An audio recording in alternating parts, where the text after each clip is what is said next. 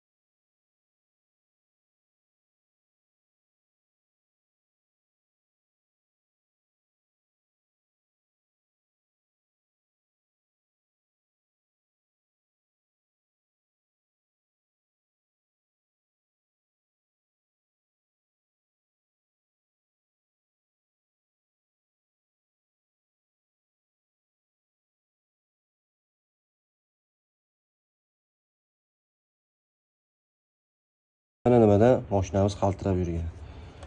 Mana peregorodga kuygan. Peregorodga kuygan degan narsa nima narsa? Peregorodga kuyganda mashina qaltirab qoladi-da.